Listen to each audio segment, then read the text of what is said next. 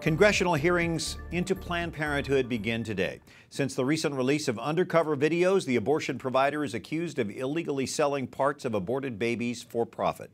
Catherine Szeltner reports from Capitol Hill tonight. Catherine? Brian, today's hearing was the first in a series called Planned Parenthood Exposed.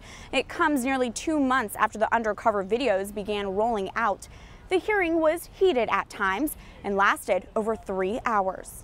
What is so liberating about brutally and painfully dismembering living, helpless little human babies?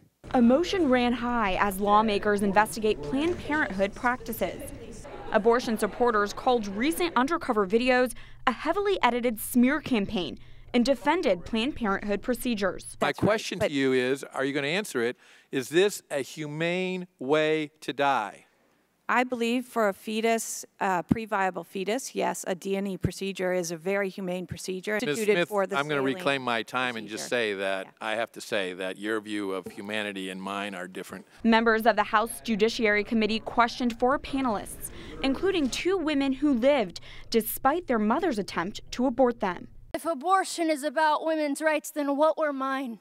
Melissa Oden survived a saline abortion, a procedure that burns an unborn child. For her, the debate and videos are personal. They're very, very hard for somebody like me to watch, because when I see those children, that's me. And as a mother, of course, I recognize the humanity of my own children in that. But the question lawmakers ultimately need to answer, should the government fund Planned Parenthood? Oden hopes the answer is no. There are so many of us as survivors who we struggle with the fact that our taxpayer dollars are going to fund something that was supposed to end our lives. More than 1/3 of Planned Parenthood's budget comes from the federal government. 3 other congressional committees are also investigating Planned Parenthood, so there is more to come. And something to note, in today's hearing room, there were a lot of young women, many in support of Planned Parenthood. Brian? Catherine Szeltner on Capitol Hill. Thank you, Catherine. James Bopp, General Counsel for the National Right to Life Committee, testified today. He's with us tonight. Jim, what was the crux of your testimony before that hearing?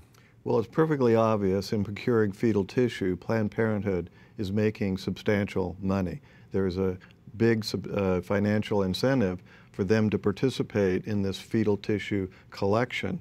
And as a result, they are changing the abortion procedure in order to get more suitable samples when the abortion occurs, which threatens the health of women who are having these abortions.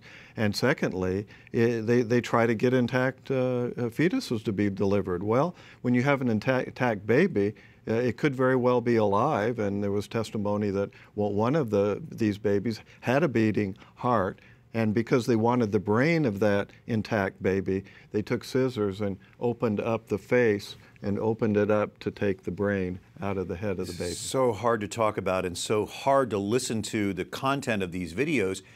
Do you think people will pay more attention now that there is this hearing going on in Congress? I sure hope so, because the videos are very compelling. They've released all of the backup tapes and hours and hours of recordings and interviews that really show how comprehensive this effort is of Planned Parenthood to reap as much money as they possibly can through fetal tissue research and paying for that and receiving money for that tissue. What do you expect to come from this congressional probe? Is it possible criminal charges will be filed against Planned Parenthood?